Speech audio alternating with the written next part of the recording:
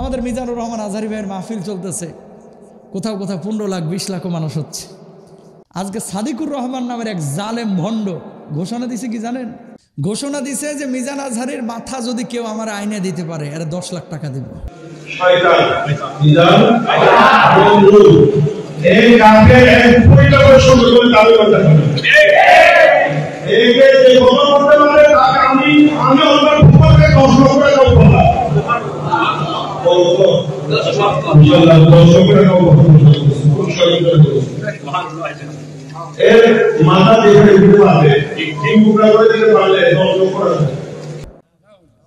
নাউজুবিল্লাহ বলবেন না?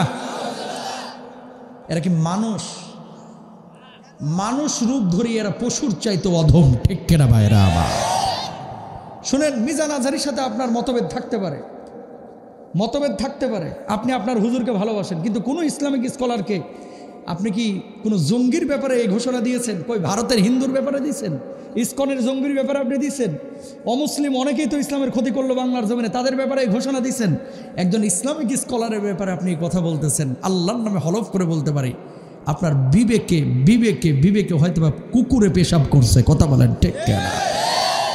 নাহলে এরকম কোনো কথা মুসলমানের বাচ্চা বলতে পারে না সারা পৃথিবীর বুকে। শুনেন, 500 করে টাকা দিয়েও 2000 মানুষ একত্রিত করা যায় না রাজনৈতিক সমাবেশগুলোতে, আর আমাদের মাহফিলগুলোতে 10,000, 12,000, 15,000, লাখ লাখ মানুষ টাকা ছাড়া, খিচুড়ি ছাড়া, জিলাপি ছাড়া অটো এসে বসে থাকে। কথা বলেন ঠিক কিনা? এটা আমাদের জন্য আসে না, আল্লাহর জন্য কোরআনের আকর্ষণে আসে, ঠিক কিনা ভাইরা? আবার মানুষ চাইলেই মানুষের ভিতরে ঢুকতে পারে না। আর যাই হোক, মিজানুর রহমান আজহারী ভাই সহ, আল্লামা সাইদি সাহেব সহ, আল্লামা মামুনুল হক সাহেব সহ, যারা ইসলামিক স্কলার বাংলার জমিনের প্রসিদ্ধ, আল্লামা খালিদ সাইফুল্লাহ আইয়ুবী সহ, এই সমস্ত মানুষগুলোর প্রতি আল্লাহর যে মানুষের যে ভালোবাসা, এটা টাকা দিয়ে হয় নাই ভাই, আল্লাহর পক্ষ থেকে ইশারা হয়েছে, বিদায় হয়েছে, ঠিক কিনা? সুতরাং এই ভালোবাসাগুলোকে মূল্যায়ন করতে হবে, গুতাগুতি মারামারি করা যাবে না। যেই ভদ্রলোক এই কথা বলেছে যে মিজানুর রহমান আজহারীর মাথার দাম 10 লাখ, অবিলম্বে গ্রেফতার করতে হবে, না হলে তাওহীদি জনতা এর বিচার করে দিবে, ঠিক কিনা ভাইরা? এরা জালেম, এরা কুলাঙ্গার, এরা দেশের শত্রু, এরা মানবতার শত্রু, ঠিক কিনা? যেখানে জিলাপি আছে ওরা সেখানে আছে, কথা কয় না। দাবি করে আমি আশিকের রাসূল, বিশাল মানের, অথচ সুইডেনের নবীজিকে গালমন্দ করা হয়, হুজুর আন্দোলন করে, এদেরকে কখনো পাবেন না। কথা বুঝতে পেরে? থাপলা চত্বর তৈরি হলে এদেরকে কখনো পাবেন না। আল্লাহর জমিনে আল্লাহর দিন কায়েমের জন্য এদেরকে কখনো পাবেন না। 5ই আগস্ট তৈরি হলে এদেরকে কখনো পাবেন না। এদেরকে পাবেন কখন? জিলাপির স্বার্থ আসলে। কথা কন ঠিক কিনা? সুতরাং প্রিয় ভাইরা, আমরা যেটা করব, আমার বড় পরিচয় হচ্ছে আমি মুসলিম, আমার বড় পরিচয় আমি মুসলিম। সকল মুসলমানকে আমার কলিজার পাশে জায়গা দিতে হবে, ভালোবাসা থাকতে হবে। কোনো হিন্দুর সাথে খারাপ আচরণ করবেন না, কোনো খ্রিস্টানের সাথে খারাপ আচরণ করবেন না। তাকান, নবীজি বসে আছেন, এমন মুহূর্তে একটা খ্রিস্টানের লাশ নিয়ে যাওয়া হচ্ছে, নবীজি বুঝতে পারেন না যে এটা খ্রিস্টানের লাশ, নবীজি দাঁড়ায় গেছে। সুবহানাল্লাহ কোন না? সাহাবীরা বলছে, ইয়া রাসূলুল্লাহ আপনি দাঁড়াইলেন কেন? ও তো খ্রিস্টান। আল্লাহর নবী জবাব দিলেন, খ্রিস্টান তাই কি হয়েছে? ও তো মানুষ, আমি এই জন্য ওরে সম্মান দিলাম। আল্লাহু আকবার। একজন খ্রিস্টানকে নবীজি সম্মান দিয়েছে, আর আপনি মুসলমান হয়ে আরেকজন মুসলমানকে এই কথা বলতেছেন। আপনি সবসময় মনে রাখবেন, ওয়াতাসিমু বিহাবলিল্লাহি জামিআন ওয়া লা তাফাররাকু।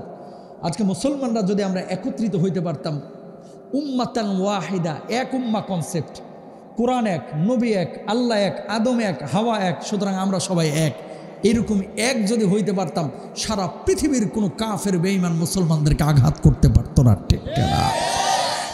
আজকে মুসলমানরা আমরা গ্রুপিং করে করে, বাংলার জমিনে সব হুজুররা যদি একত্রিত হইতো, হুজুররা ক্ষমতায় চলে আসতে পারতো। কথা বলেন ঠিক না? যে পরিমাণ ইসলামিক দলগুলো আছে, আল্লাহ আমাদেরকে এক হওয়ার তৌফিক দান করুক। আরো জোরে বলেন আমিন। অন্তত আমি চাই যে আপনার এলাকায় কখনো মারামারি, গ্রুপিং, এই হানাহানি করবেন না, ইনশাল্লাহ বলেন। আওয়ামী লীগ করুক, বিএনপি করুক, জাতীয় পার্টি করুক, জামাত করুক, সে মুসলমান, সে আমার কলিজার টুকরা। ইনশাআল্লাহ। হাত বুকে বাঁধুক, নাভির নিচে বাঁধুক, নাভির উপরে বাঁধুক, সবগুলো হাদিসের মধ্যে আছে, সুতরাং তাকে বাঁধতে দেন, মারামারি করবেন না। ইনশাআল্লাহ। পারবো তো? আল্লাহ ছাড় দেন, ছেড়ে দেন না। কথা বলেন ঠিক কিনা? 2041 পর্যন্ত টার্গেট ছিল যে আমাদেরকে কে নড়াবে, কার ক্ষমতা আছে। হাউন আঙ্কেল, কথা বলেন ঠিক না? আল্লাহ বলতেছে না রে, পারবি না, আমার ইশারা বড় কঠিন, কারে দিয়ে কিভাবে কাজ করে দিব তুই টেরও পাবি না। নমরুদ 400 বছর ক্ষমতায় ছিল, একটা বারের জন্য নিজের খোদা দাবি করে নাই। 400 বছর পরে আশপাশের মানুষগুলো বলতেছে, বাবা 400টা বছর আপনি খাওয়াচ্ছেন পড়াচ্ছেন, আপনি নিজের খোদা দাবি করলেই তো পারেন। নমরুদ বলতেছে, কথা তো মন্দ কাও নাই, আমি তোমাদের খোদা। সবাই মেনে নিল, ইব্রাহিম মানে না। আল্লাহু আকবার বলেন।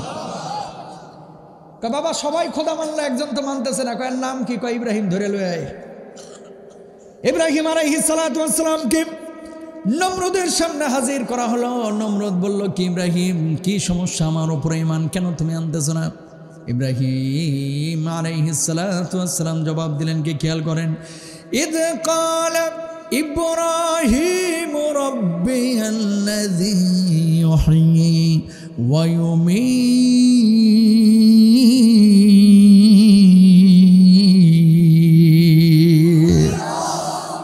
ইব্রাহিম আলাইহিস সালাতু ওয়াস সালাম বললেন, আমার আল্লাহ, আমার রব তো তিনি, যিনি জীবন দান করেন, যিনি মৃত্যু দান করেন। অমনি নমরুদ বলল, কলানা হাই ওয়া উমিত, আমি তো জীবন দান করি, আমি মৃত্যু দান করি। কিভাবে তুমি জীবন দান করে, কিভাবে মৃত্যু দান করে একটু দেখাও না। জেলখানা থেকে 2 জন কয়েদি বের করে একজন জামিনে মুক্তি দিল, আর একজন হত্যা করলো। কয় দেখো, আমি জীবন দিলাম, আমি মৃত্যু দিলাম। নাউজুবিল্লাহ বলেন না। ইব্রাহিম আলাইহিস সালাতু ওয়াস সালাম মুচকি মুচকি হাসলেন। এটা বুঝে জীবন দেওয়া, জেলখানা থেকে বাইর করে একজনের মুক্তি দেওয়া আর একজনের হত্যা করে, এটা কখনো জীবন দেওয়া হইতে পারে? ও নমরুদ, আরে কাজ যদি তুমি করে দেখাইতে পারো, তোমার উপর আমি ঈমান আনবো। কয় কি কাজ বলো বলো। ক্বালা ইব্রাহিম ফাইন্নাল্লাহা ইয়াতি বিশ-শামসি মিনাল মাশরিকি ফাতি বিহা মিনাল মাগরিবি ফাবুহিতাল্লাযী কাফার। বলুন আল্লাহু আকবার। প্রতিদিন পূর্ব দিক থেকে সূর্য ওঠে, পশ্চিম দিকে সূর্য ডোবে। ও নমরুদ, কালকে তুমি পশ্চিম দিক থেকে সূর্যটাকে উঠাইয়া পূর্ব দিকে সূর্যটা ডোবাও। যদি তুমি দেখাইতে পারো তাহলে তোমার উপরে ঈমান আনবো। ফাবুহিতাল্লাযী কাফার। নমরুদের মুখে আর কোনো জবাব ছিল না। জবাব একটা দিল নমরুদ, ও ইব্রাহিম, ওই সূর্য ওঠানো এই দৃশ্য তোমার দেখাইতে পারবো না। তুমি ঈমান আনলে না আনলে না আনো, সেটা তোমার ব্যাপার।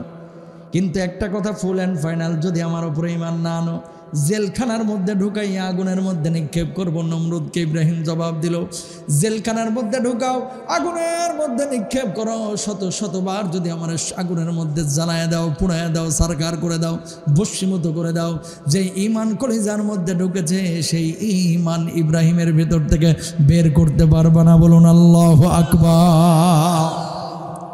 সেই ঈমান আমাদের কলিজায় আছে না নাই? আছে না নাই? কেন বলতেছে এই কথাটা? দেখেন, সারা বাংলাদেশে হাজার হাজার আলেমদের সাথে যখন যুক্তিতে পারে নাই, তর্কে পারে নাই, পলিটিক্সে পারে নাই, সর্বশেষ হাতিয়ার হচ্ছে মিথ্যা মামলা দিয়ে হুজুরে জেলে ঢোকা।